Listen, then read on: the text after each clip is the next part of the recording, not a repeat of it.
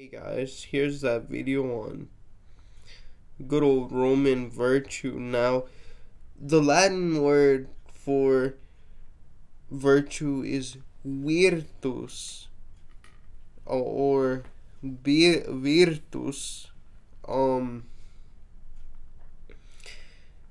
And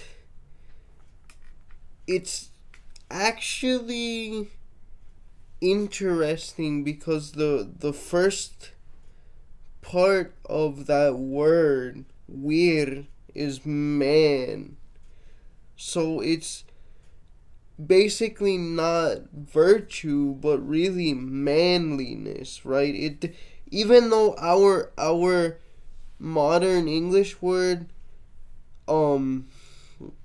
virtue is a direct cognate to virtus, and also virtud in Spanish, right? The connotations are different, right? In the Latin sense, it's about being manly and a very specific definition of manliness.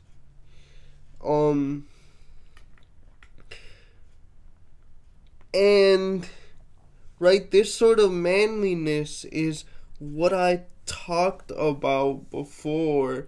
This sort of, taking responsibility for your family, being the man of the house, being able to be a soldier too. Sort of like a very, very militaristic, as Roman society was, version of masculinity, right? Where you're conniving and you're manipulative, you're in what we would call that now would be Machiavelli. And actually, what's funny is that Machiavelli was a Roman fanboy, as some of you will know, and he was very invested in this idea of getting back to, again, this is during the Renaissance, right? So people are rediscovering these ideas. So he was very invested in getting back to this idea of Roman virtue, militaristic virtue. I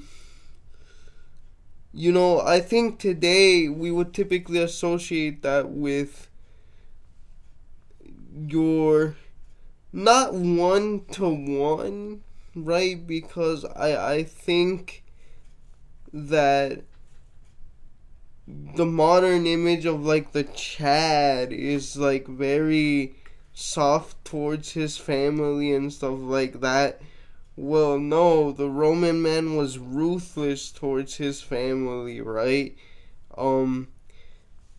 So yeah, and it's actually funny that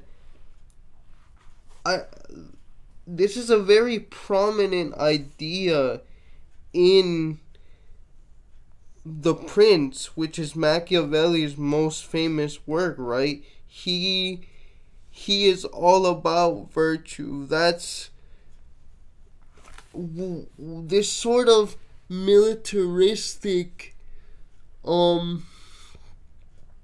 Roman virtue is really what he means. Which is basically know when to hold 'em, know when to fold 'em type morality.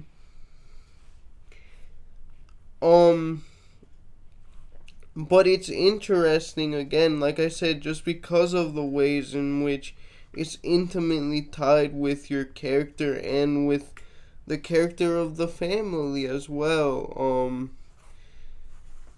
men were expected to be this way. So yeah, that's pretty much all I want to say about that.